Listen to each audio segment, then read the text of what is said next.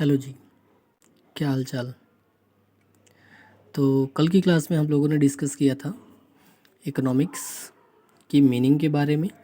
और इकोनॉमिक्स की मीनिंग जैसे हम लोगों ने देखा था, वर्ड जो हमारा जनरेट होता है इकोनॉमिक्स, ये कहाँ से जनरेट होता है? ये आपका जनरेट होता है जो आपका एंशियंट ग्रीक लैंग्वेज है उससे जनरेट होता है। इसको हमने क्या कहा था? इसको हमने कहा था और इकोनॉमिकोस, मतलब ग्रीक लैंग्वेज में इसको जो है इकोनॉमिक्स को ट्रीट किया जाता है इकोनॉमिकोस से या फिर ओइकोनॉमिकोस से, दोनों प्रोनाउंशिएट किए जाते हैं। ओइकोस की बात करते हैं तो इसका अर्थ होता है आपका हाउस होल्ड, जैसा कि हमें पता है हाउस होल्ड। और नॉमस का मीन्स होता है मीन्स मैनेजमेंट या फिर कस्टम या फिर जिसे कहा जाता है लॉ। ठीक है, आगे अगर हम बात करते हैं तो इकोनॉमिक्स का सीधा सा मतलब हुआ मैनेजमेंट ऑफ हाउस होल्ड। ठीक है, अगर हम बात करें इकोनॉमिक सब्जेक्ट की तो इकोनॉमिक सब्जेक्ट को पहले किस नाम से जाना जाता था? ये एक शॉर्ट रिवीजन है जो कल हम लोगों ने डिस्कस किया था उसी के बारे में। ठीक है, तो इसे पहले जाता था किस नाम से? पॉलिटिकल इकोनॉमी के नाम से जाना जाता था। ठीक है, इसको रीनेम किया गया, मतलब इसको दोबारा नाम दिया गया किसके द्वारा? एल्फ्रेड मार्शल के द्वारा। एल्फ्रेड मार्शल ने लेट 19th सेंचुरी में इसको नाम दे दिया क्या? इकोनॉमिक्स।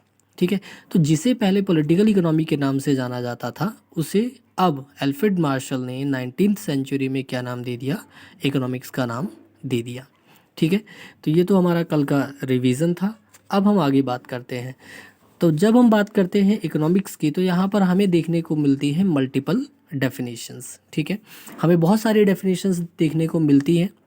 अब डेफिनेशंस की अगर हम बात करें तो इसमें क्या होता है, जैसे अगर हम बात करें तो स्मिथ की वेल्थ डेफिनेशन, मार्शल्स की वेलफेयर डेफिनेशंस, रॉबिन्स की स्कार्सिटी डेफिनेशन, सैमुअल्सन्स की जो है आपकी ग्रोथ डेफिनेशन, जो मेनली मुख्यतः 4 इम्पोर्टेंट डेफिनेशन जो है हमारे सामने निकल कर आती हैं। ठीक है, तो अगर जब हम बात करते हैं डेफिनेशंस की तो इन सभी इकोनॉमिस्ट ने अपने अपने तरीके से अपने अपने पॉइंट ऑफ व्यू से जो है इसकी डेफिनेशंस के बारे में प्रेजेंट किया हुआ है। ठीक है, तो अगर हम देखें तो सबसे पहले मेन जो 4 इम्पॉर्टेंट डेफिनेशंस हैं। ठीक है, और ये एक तरीके से हमारी जो स्टेजेस हैं, मतलब कि इकोनॉमिक्स किस किस स्टेज के साथ इसका ग्रोथ हुआ है उसको भी क्या करती हैं, ये प्रेजेंट करने का काम करती हैं। ठीक है, तो फर्स्ट ऑफ ऑल अगर हम बात करते हैं तो जो हमारी पहली डेफिनेशन है, फर्स्ट डेफिनेशन है, वो है किसकी? स्मिथ की है। ठीक है, किसकी है? स्मिथ की है। और स्मिथ ने कौन सी डेफिनेशन दी? इन्होंने दी कौन सी? वेल्थ डेफिनेशन दी। कौन सी डेफिनेशन? वेल्थ डेफिनेशन दी। ठीक है, जब हम वेल्थ डेफिनेशन की बात करते हैं तो इन्होंने किसको प्रेजेंट किया? इन्होंने रिप्रेजेंट किया किस एरा को रिप्रेजेंट किया? इन्होंने रिप्रेजेंट किया क्लासिकल एरा को। किस एरा को? क्लासिकल एरा को। ठीक है, क्लासिकल एरा मतलब स्टार्टिंग। अगर हम स्मिथ की बात करते हैं, थोड़ी बहुत जानकारी अगर मैं यहाँ पर आपको बताऊं तो स्मिथ मीन्स कौन? Adam Smith. ठीक है, और जब हम एडम स्मिथ की बात करते हैं तो एडम स्मिथ के बारे में आप सभी लोगों को पता है। ठीक है, इनकी जो बुक थी एन इंक्वायरी इनटू नेचर, हम आगे इसके बारे में बात करेंगे, प्रॉपर एक एक इकोनॉमिस्ट के ऊपर जो हम डिस्कशन करेंगे। मैं थोड़ा सा आपको यहाँ पर बता रहा हूँ। An inquiry into nature and causes of wealth of nations, जो कि बुक इनकी पब्लिश हुई 1776 में। इन्होंने इसमें जो है डिफाइन किया economics as the science of wealth. क्या डिफाइन किया इन्होंने? Economics as a science of wealth. ठीक है, इन्होंने इसमें कहा कि जो एक नेशंस हैं वो वेल्थ को क्या करते हैं? क्रिएट करते हैं और इंक्रीज करते हैं।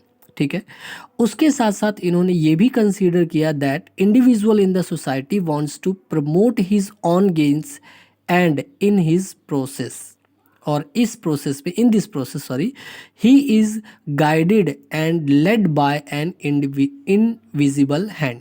मतलब अगर हमारे सामने क्वेश्चन आता है इनविजिबल हैंड के बारे में तो इनविजिबल मतलब अदृश्य हाथ, एक स्टेटमेंट जो दी वो किसने दी? एडम स्मिथ ने दी। बुक इनकी थी द वेल्थ ऑफ नेशन, 1776 में इसको जो है पब्लिश किया गया। ठीक है, उसके साथ साथ इन्होंने एडम स्मिथ ने जो है इन्होंने क्या कहा? इन्होंने ये कहा every man is motivated by his self interest. इन्होंने ये भी कहा कि हर एक मनुष्य जो है अपने सेल्फ इंटरेस्ट से मोटिवेटेड है। और इसका अर्थ क्या होता है इसका अर्थ ये होता है that each person work for his on good, मतलब वो सिर्फ अपनी इच्छाओं के अनुसार कार्य करता है। ठीक है। स्मिथ ने फेवर किया किसके बारे में? Smith favour the introduction of division of labour. इन्होंने क्या इंट्रोडक्शन किया? इन्होंने फेवर किया इवन कि डिवीजन ऑफ लेबर मतलब श्रम की अविभाज्यता पर इन्होंने क्या किया है, इसको फेवर किया। और साथ में क्यों किया ऐसा? To increase the quantum of output. किसके लिए? क्वांटम ऑफ आउटपुट मतलब उत्पादकता को, उत्पादन आदि को बढ़ाने के लिए, आउटपुट क्वांटिटी को बढ़ाने के लिए। ठीक है। Severe competition in factories and societies helps in the bettering the product. ठीक है। Supply force to very active and commodity is made available on the consumers at the lowest price. मतलब ज़्यादा से ज़्यादा आउटपुट की इन्होंने बात की। और यहीं पर ये बात करते हैं किसके बारे में? वेल्थ ऑफ नेशन, जो इनकी बुक थी। ठीक है, वेल्थ ऑफ नेशन, इसी में उन्होंने इसके बारे में सब कुछ डिस्कस किया हुआ है। तो बेसिकली जो एडम स्मिथ है उन्होंने प्रेजेंट किया किसको? क्लासिकल एरा को प्रेजेंट किया। ठीक है। देन उसके बाद अगर हम बात करते हैं तो हमारी जो सेकंड डेफिनेशन है वो सेकंड डेफिनेशन किसकी है? मार्शल्स की है। ठीक है, मार्शल की है। और मार्शल ने इनकी जो डेफिनेशन थी वो वेलफेयर डेफिनेशन थी। कौन सी डेफिनेशन थी? Welfare definition. अब वेलफेयर डेफिनेशन जो अल्फ्रेड मार्शल थे, अभी जिसके बारे में हमने पीछे डिस्कस किया, अल्फ्रेड मार्शल वो पर्सन थे जिन्होंने पॉलिटिकल इकोनॉमी को रीनेम किया था इकोनॉमिक्स में इन लेट 19th सेंचुरी में। ठीक है, अल्फ्रेड मार्शल वो पर्सन है जिन्होंने क्या किया था, जो पॉलिटिकल इकोनॉमी थी उसको जो है रीनेम किया था as economics in the late 19th century. ठीक, अल्फ्रेड मार्शल ने बात की वेलफेयर डेफिनेशन की। किसकी बात की? वेलफेयर डेफिनेशन की। और जब हम बात करते हैं वेलफेयर डेफिनेशन की तो यहाँ पर हम क्या देखते हैं? हम देखते हैं इन्होंने रिप्रेजेंट किया, इन्होंने क्या किया? इन्होंने रिप्रेजेंट किया कौन से एरा को? इन्होंने रिप्रेजेंट किया न्यू क्लासिकल एरा को, न्यू क्लासिकल एरा को रिप्रेजेंट किया। ठीक, तो स्मिथ ने प्रेजेंट किया वेल्थ डेफिनेशन को, ये क्लासिकल एरा था। मार्शल ने प्रेजेंट किया वेलफेयर डेफिनेशन को, जो कि न्यू क्लासिकल एरा से रिलेटेड था। अब अगर हम मार्शल के बारे में थोड़ी सी बात करें तो इनकी जो बुक थी वो प्रिंसिपल ऑफ इकोनॉमिक्स थी, 1819 में पब्लिश हुई। ठीक है, इकोनॉमिक्स जो कि हमने पहले डिस्कस किया, पॉलिटिकल इकोनॉमिक्स को इन्होंने अल्फ्रेड मार्शल ने क्या किया था? रीनेम करने का काम किया था, और जो कि 19th सेंचुरी में था। ठीक है, इसके बाद जो इम्पॉर्टेंट जो थर्ड डेफिनेशन है, तीसरी जो डेफिनेशन है वो क्या है? रॉबिन्स की है। ठीक है, अब रॉबिन्स ने क्या किया? रॉबिन्स ने किया जो डेफिनेशन इनके पॉइंट ऑफ व्यू से थी वो किससे रिलेटेड थी? स्कार्सिटी डेफिनेशन से रिलेटेड थी। किससे? स्कार्सिटी डेफिनेशन से। रॉबिन्स ने कहा कि जो मैं प्रोवाइड करूंगा वो स्कार्सिटी डेफिनेशन इनके पॉइंट ऑफ व्यू से, ऐसा इन्होंने रिप्रेजेंट किया। और इनका जो ये रिप्रेजेंटेशन था, इन्होंने जो अपनी डेफिनेशन रिप्रेजेंट की, ये कब रिप्रेजेंट की? ये इन्होंने रिप्रेजेंट की आपका न्यू एज में। ठीक है, कब रिप्रेजेंट की इन्होंने? न्यू एज में, न्यू एज। ठीक है, तो अगर हम थोड़ा सा बात करें आपका रॉबिन्स के बारे में, तो रॉबिन्स के बारे में अगर हम डिस्कस करते हैं तो लियोनेल रॉबिन्स जो थे, इनकी जो बुक पब्लिश हुई an essay on the nature and significance of economic science 1932 में। और इनके अकॉर्डिंग क्या था कि economics is a science which studies human behaviour. Actual में जो रॉबिन्स की डेफिनेशन है, इसके अकॉर्डिंग इन्होंने क्या डिफाइन किया कि इकोनॉमिक्स एक ऐसा साइंस है, एक ऐसा विज्ञान है जो ह्यूमन बिहेवियर को स्टडी करता है और साथ में relationship between the ends and scarce, और साथ में ये भी डिस्कस करता है कि जो हमारी आवश्यकताएं हैं और उसकी पूर्ति है, जो समस्याएं हैं, उसको कैसे कंप्लीट किया जाए विथ अवेलेबल अल्टरनेटिव रिसोर्सेज और बाय द अल्टरनेटिव यूजेस।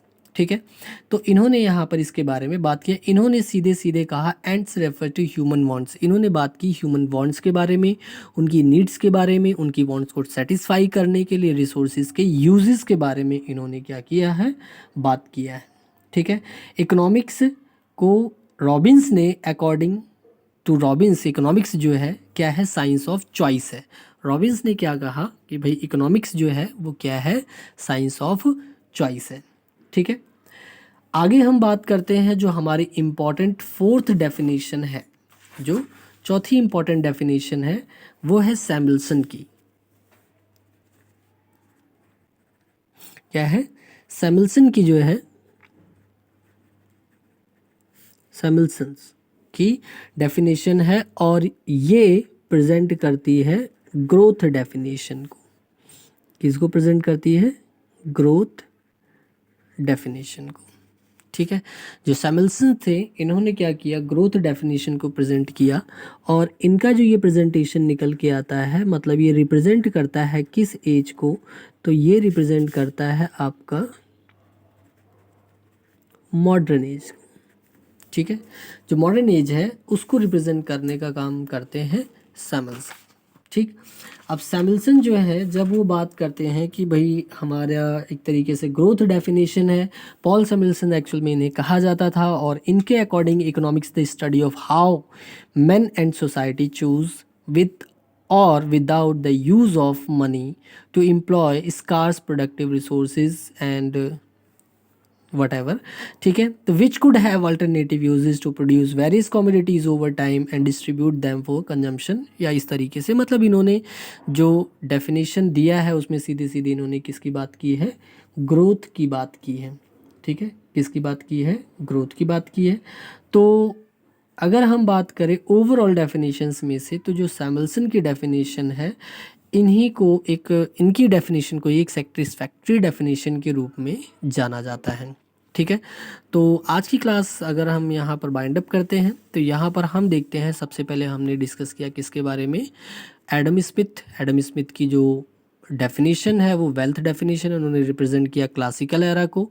ठीक है, द वेल्थ ऑफ नेशन इनकी बुक है 1776 में पब्लिश की गई।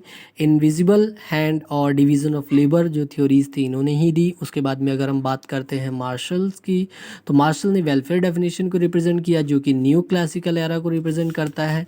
ठीक है, उसके बाद बात करते हैं हम रॉबिन्स की, तो स्कार्सिटी डेफिनेशन है जो रिप्रेजेंट करता है न्यू एज को। After that we discussed Samuelson's definition. तो सैमुअल्सन्स जो है उनकी जो डेफिनेशन है वो रिलेटेड है ग्रोथ से, जिन्होंने रिप्रेजेंट किया इसको मॉडर्न एज को। ठीक है, तो ये हमारी 4 इंपॉर्टेंट डेफिनेशंस हैं।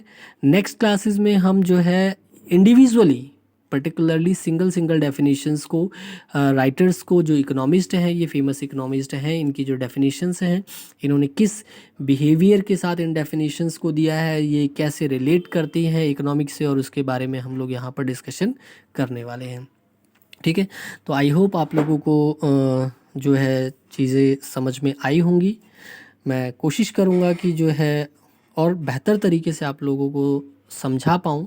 ठीक है, वैसे तो यूट्यूब पे बहुत सारी वीडियोस अवेलेबल हैं जिन्हें आप देख सकते हैं, बट एक छोटा सा प्रयास है मेरा जिससे मैं कोशिश कर रहा हूँ कि मैं कुछ चीज़ों को अपने इसी तरीके से हैंड रिटन नोट्स के साथ आपको लिखने के साथ साथ आपको समझाता चलूँ।